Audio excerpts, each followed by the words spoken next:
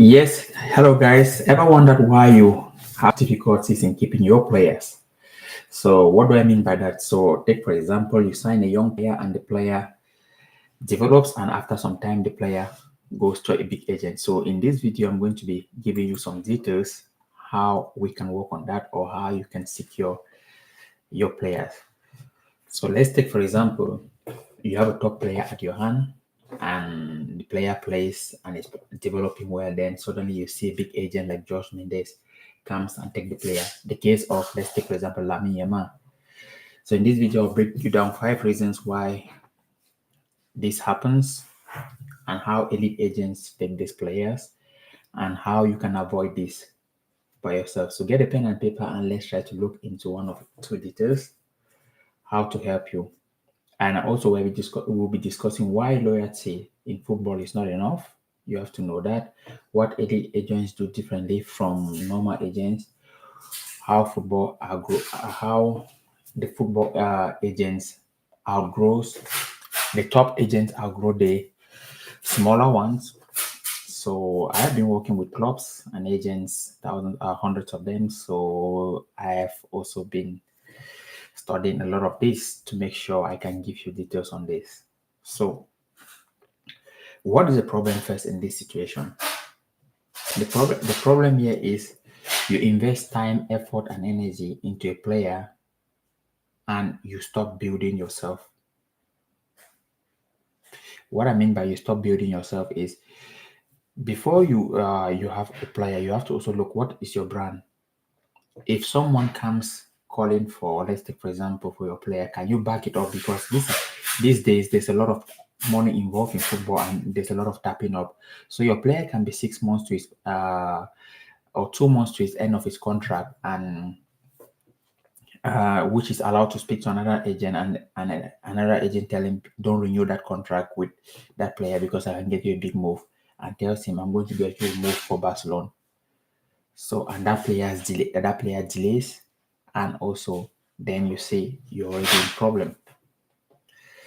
So this is also because you don't position yourself as someone who has a lot of who shows a lot of opportunities to the your or talented player. So that's one reason.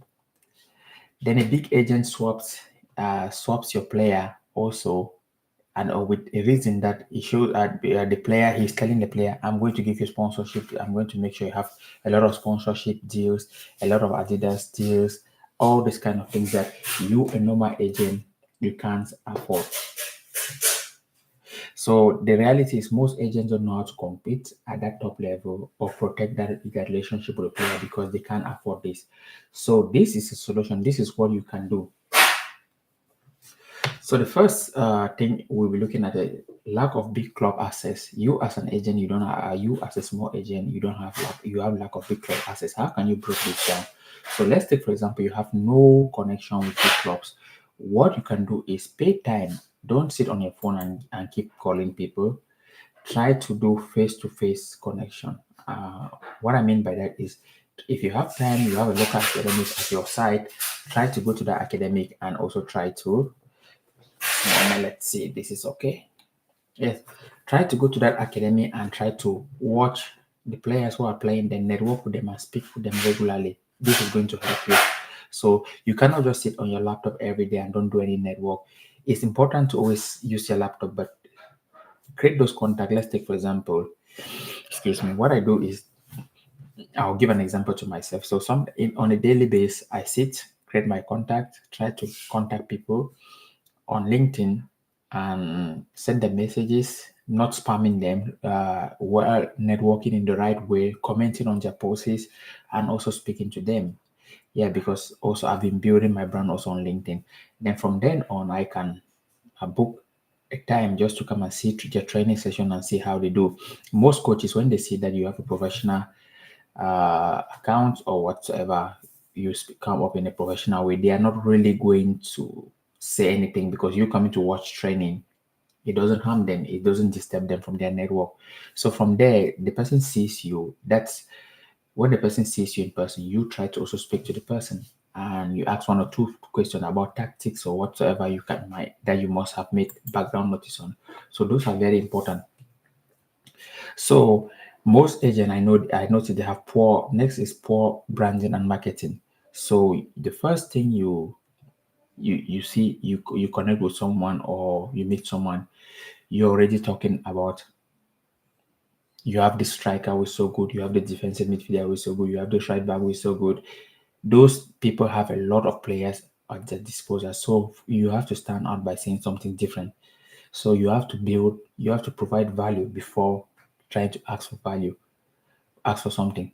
So when you go there, watch the players, try to know what they are doing, their tactics, invest into them, and then you might even come up with suggestion.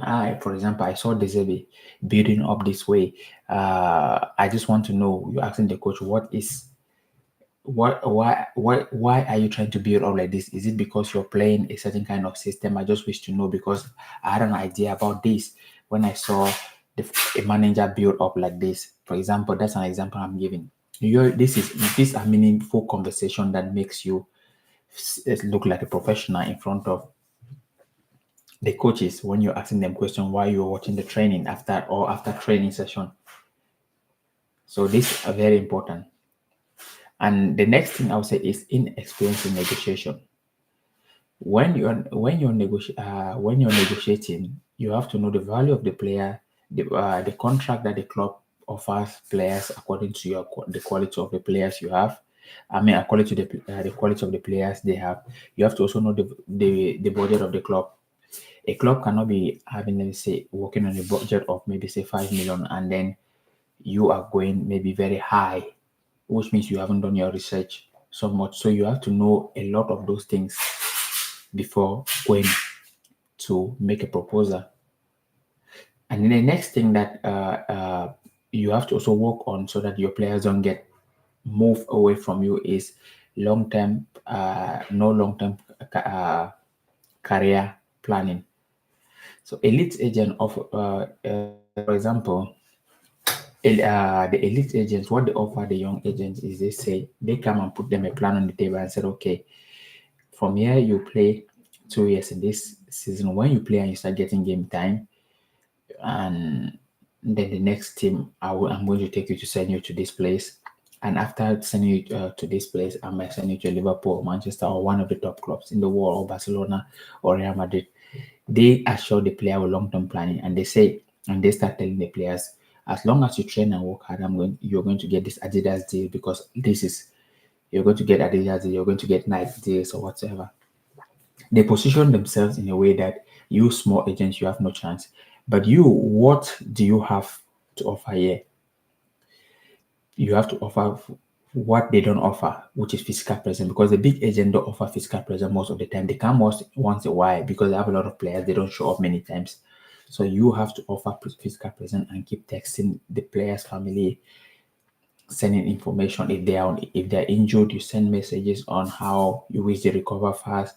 Ask about the player's well-being and keep talking regularly about the player. Okay, so these are a lot of things that you have to invest more, and the family needs to trust you. You have to make this. You have to put yourself like part of the family as an agent in this situation. What I mean by put yourself part of the family is you're always asking after the player. It's not your relationship is not just based on football. You're asking about his well-being, how the family life is going. You're more invested into the family. They see you like one of them. So that's very important. This is what the big agents don't offer because they don't have time for such really, really deep relationship. So, and you have to know that bigger agents, they have this, that they know how to influence players or family because they have the money and the connection. So this is what you have to give back. Let me say, you have to give your time a lot into the player and invest into this family. Okay. So you can keep this will help you a lot. You can keep you build your network ahead of time. Also, you start building your network by networking with people. It's going to help you, and all these things we're speaking here, if you focus on it and take them serious, it's going to really help you massively. Okay, so this is what I'll say, that keep this close and work on this. And if you have any question, always ask me. I'm here to support and help guide you. Okay, so let's talk tomorrow as I promised you about today. So let's put tomorrow another day and we keep going from there. Have a nice day and we keep in touch. Take care. Cheers.